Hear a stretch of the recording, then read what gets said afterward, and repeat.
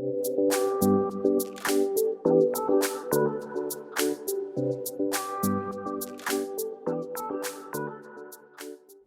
know, it's not what happens to you that matters most in your life, but what you say to yourself about what happens to you.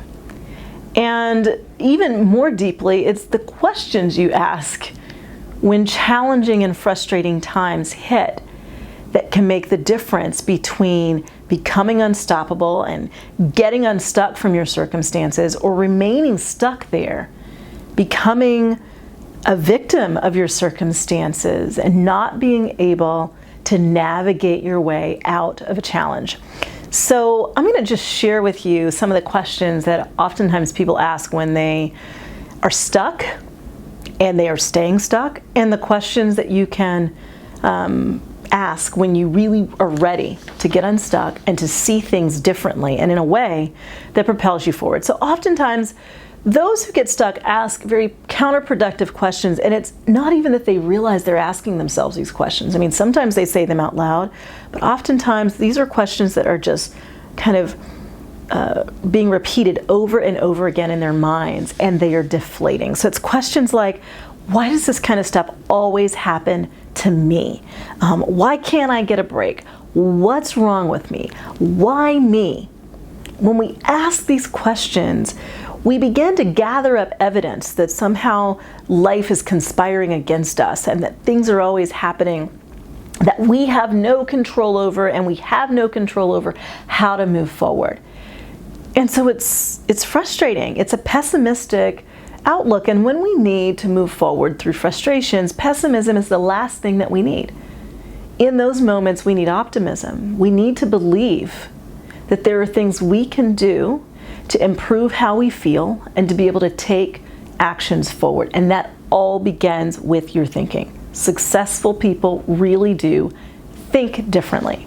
So I want to give you just a few questions that you can apply right now in the frustrations that you're having in your life. And we all have them. If you've been feeling frustrated, if you've felt deflated in any way, if you've come up against a challenge that seems insurmountable or maybe even unfair, I want you to ask yourself these few questions and get quiet. Take a breath and answer them. Okay, number one, what opportunity does this situation give me to grow? What opportunity does it give me to grow? You know, there might be a frustrating person in your life and you don't see them as an opportunity, but I guarantee you, if you step back, there is an opportunity even in that relationship for you to grow. That doesn't necessarily mean that you're supposed to stay in the relationship. There may be a relationship that you have that is toxic, and the opportunity for you to grow would be the opportunity for you to set boundaries or even to move on. That is an opportunity. And the reason it's such an important opportunity is because oftentimes when we find ourselves in relationships like that, the pattern repeats itself. So if you learn how to set boundaries now, you'll learn how to set them in the future. In any situation, you can ask, what is the opportunity here for me to learn and to grow? Here's another question. Looking back to the beginning of this challenge, so when this challenge started or when this situation started, what would I do differently to prevent the outcome that I'm not enjoying right now? So if this were to come about next time, if a similar situation were to present itself in the future, what would I do differently? How would I notice the signs that, when this happens, it's probably going to lead to this, and I don't want that. So here's what I'm going to do differently. This is a very empowering question. You can't change what's already happened, but you can change your approach to similar situations in the future. Here's the next question.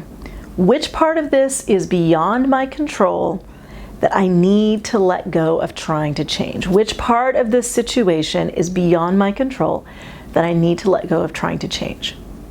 It is so important to change what you can and to let go of what you can't.